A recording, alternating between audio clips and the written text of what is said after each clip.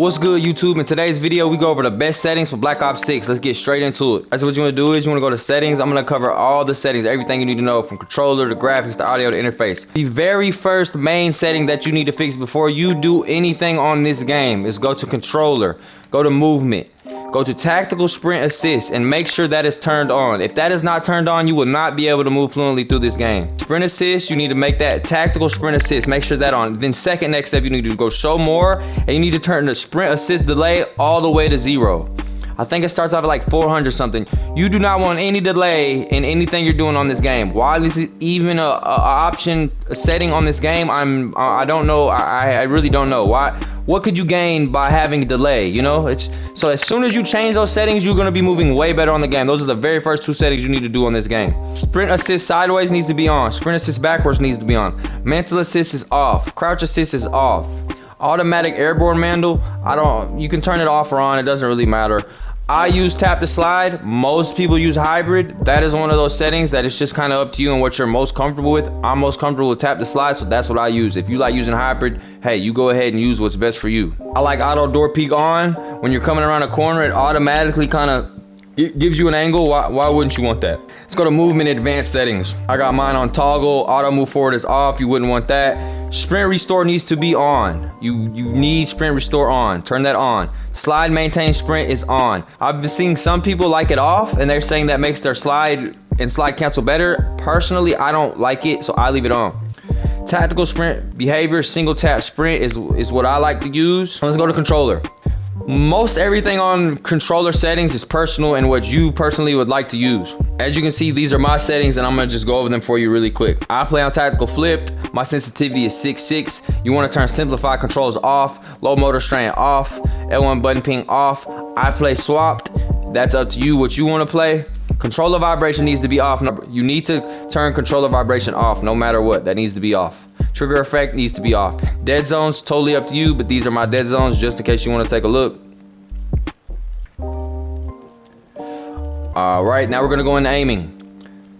I leave all my sensitivity multipliers on 1. There you go. Look inversion on foot is standard.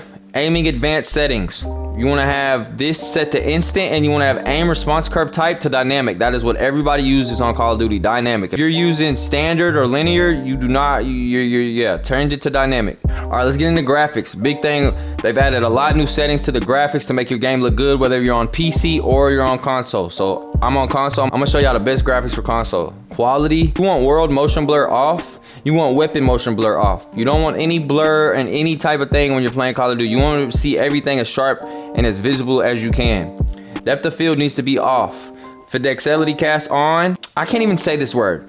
Just put it to 65. And then on-demand texture streaming, put that to minimal. View, you want motion reduction off.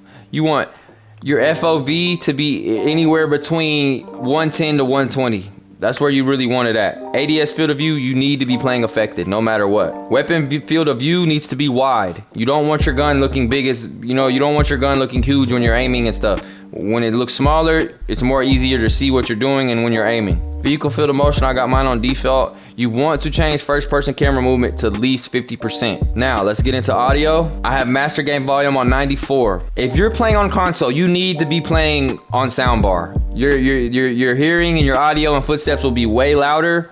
We all know PC's got the best audio and the Art of War audio. If you're on console, you need to be playing on soundbar because the regular setting is just terrible and you cannot hear a dang thing. Let's get into interface. Now, some new things you can do with the interface. Color customization. So here you can customize all the colors that you want. Enemies, you, your team, all of that. So I got mine on default. You can change for this personal. But one thing I would do, this is the best color filter, is filter number 2. Hit filter number 2 and your colors will pop a lot more. Put your color filter target on both. World color intensity all the way to 100. Interface color intensity all the way to 100. The colors pop way better. Visual pleasing to look at. Yeah, let's go to the HUD. Now this is big. This is really big. HUD presets. Look at this. You can have all type of different HUDs now, man. I'm gonna tell you the best HUD to have. You want to go square, and you want to turn your scale all the way up. Your opacity all the way up. Look how much bigger the mini-map is. You can see a lot more. Come on, man. Why would you not play like that? You're going to be able to see the mini-map way better. You're going to get around the map way better, especially when you have UAVs and stuff like that. You want mini-map rotation on, And that's a quick rundown of the best settings for Black Ops 6. If you have any questions, if you need any help, just leave a comment and I'll get back to you with any help that you need.